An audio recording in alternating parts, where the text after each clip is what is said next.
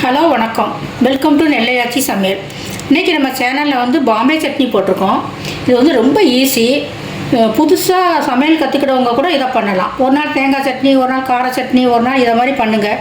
தோசை, இட்லி, சப்பாத்தி, பூரி எதுக்குமே நல்லாயிருக்கும். இது நீங்களும் இதை மாதிரி பண்ணி பாருங்கள். பண்ணி பார்த்துட்டு எனக்கு எப்படி இருக்குங்கிறத கமெண்ட் பண்ணுங்கள், ஷேர் பண்ணுங்கள், கண்டிப்பாக சப்ஸ்கிரைப் பண்ணுங்கள். வாங்க இந்த பாம்பே சட்னி எப்படி பண்ணுறதுங்கிறத பார்ப்போம். இப்போ வந்து நம்ம வந்து பாம்பே சட்னி பண்ண போகிறோம். இந்த பாம்பே சட்னி வந்து இட்லி, தோசை, சப்பாத்தி, பூரி எதுக்குனாலும் ரொம்பவே நல்லாயிருக்கும். வாங்க இதை எப்படி பண்ணலான்னு பார்ப்போம். இதுக்கு தேவையான பொருட்கள் வந்து நான் வந்து 2 பெரிய வெங்காயம் நறுக்கி வச்சுருக்கேன், 2 தக்காளி, கொஞ்சம் கருவேப்பிலை, கொஞ்சம் இஞ்சி, காரத்துக்கு வந்து வரமிளகாயும் பச்சை மிளகாயும் தான். உங்களுக்கு எவ்வளோ காரம் வேணுமோ அது தக்கபடி போட்டுக்கலாம். 4 பச்சை மிளகாயும் 2 வரமிளகாயும் எடுத்து வச்சுருக்கேன். இதுக்கு வந்து மெயினாக வந்து கடலை மாவு 3 டேபிள் ஸ்பூன் போட்டு கடலை மாவை நல்லா கட்டி இல்லாமல் கரைச்சி வச்சுக்கோங்க. தண்ணியாக விட்டு, நிறைய தண்ணி விட்டு கரைக்கி வச்சுக்கோங்க, ஏன்னா அது வந்து இறுகும். கடைசியாக போடுறதுக்கு கொத்தமல்லி. இது வந்து கடலை மாவுலேயும் போடலாம், ஏன்னா பொரிகடலை மாவு வேணால் திரிச்சு போட்டுக்கலாம். நான் கடலை மாவு தான் கலக்கி வச்சுருக்கிறேன். வாங்க எப்படி பண்ணலாங்கிறத பார்ப்போம். கடாய் வச்சுக்கோங்க, ஒரு 3 ஸ்பூன் எண்ணெய் ஊற்றிக்கோங்க. எண்ணெய் காயட்டும், நம்ம கடுகு உளுந்தம் பருப்பு போடலாம். இப்போ நம்ம எண்ணெய் காஞ்சதும் 1/2 டீஸ்பூன் வந்து கடுகு போட்டுக்கோங்க.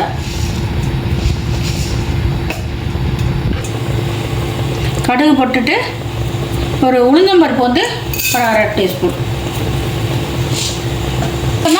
கடலைப்பருப்பு போட்டுக்கோங்க. கடலைப்பருப்பு பிடிக்கிறவங்க போட்டுக்கோங்க, இல்லைன்னா விட்டுறலாம். கொஞ்சம் சீரகம் போட்டுக்கோங்க. இப்போ வந்து எல்லாம் பொரியட்டும். பருப்பு, கடலைப்பருப்பு செவக்க வெந்ததும்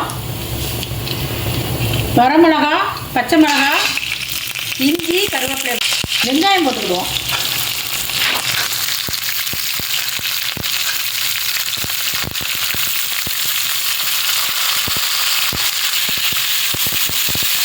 வெங்காயம் போட்டு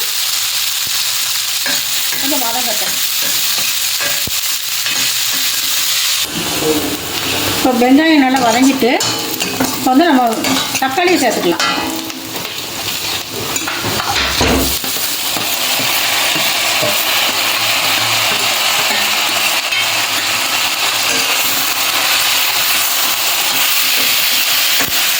தக்காளியை போட்டு நல்லா வதக்கலாம்.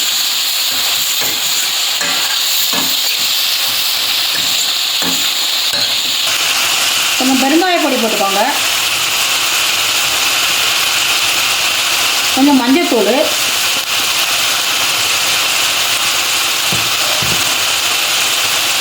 கொஞ்சம் உப்பு. வெங்காயம் தக்காளி வதங்குறதுக்கு கொஞ்சம் உப்பு போட்டுக்கோங்க. அப்புறம் பார்த்து செக் பண்ணிவிட்டு திருப்பி போட்டுக்கலாம்.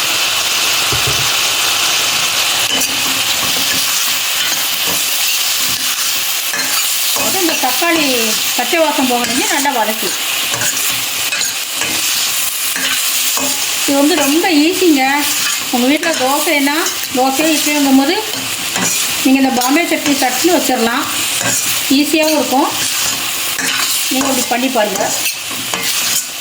வந்து வெங்காயம் தக்காளி வந்து நல்லா வதங்கிட்டு நம்ம இதை தண்ணி ஊற்றி கொஞ்சம் மூடி போட்டு கொஞ்சம் நேரம் வேக வைக்கலாம். ஆனால் ஒன்று போல் வெந்துடும்.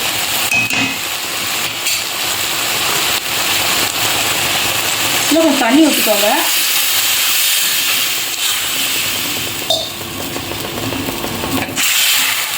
தண்ணி ஊற்றிட்டு மூடி போட்டு கொஞ்சம் நேரம் வேகணும். கொதி வந்துட்டு நல்லா கொதிக்கி.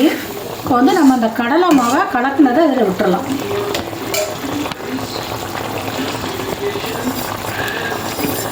நல்லா கட்டி இல்லாமல் கலக்கி இதில் விட்டுறலாம்.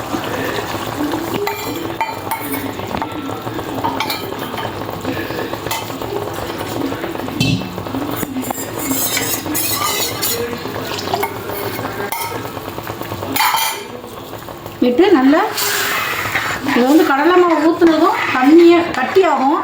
அதனால் கொஞ்சம் தண்ணி ஊற்றிக்கோங்க. தண்ணி விட்டுட்டு கிண்டிக்கிட்டே இருங்க.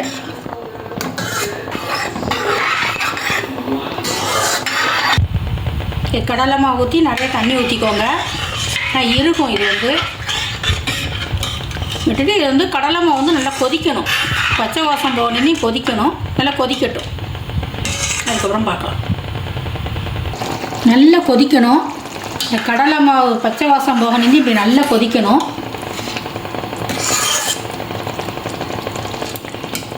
நல்லா கொதி வந்ததும் நிறைய மல்லித்தலையை போட்டுக்கோங்க. நல்ல வாசமாக இருக்கும்.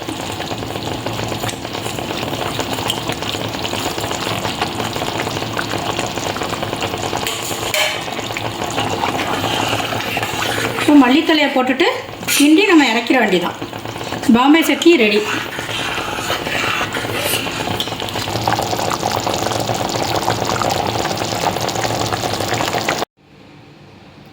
இப்போ தோசையும் பாம்பே சட்னியும் ரெடி ஆகிட்டு. இன்றைக்கி நைட்டு எங்கள் வீட்டில் டின்னர் இதுதான், தோசையும் பாம்பே சட்னியும். நீங்களும் இதை மாதிரி பாம்பே சட்னி பண்ணி பாருங்கள். பண்ணி பார்த்துட்டு எப்படி இருக்குங்கிறத எனக்கு கமெண்ட் பண்ணுங்கள், ஷேர் பண்ணுங்கள், சப்ஸ்கிரைப் பண்ணுங்கள். அடுத்த வீடியோவில் உங்களை நான் சந்திக்கிறேன். நன்றி, வணக்கம்.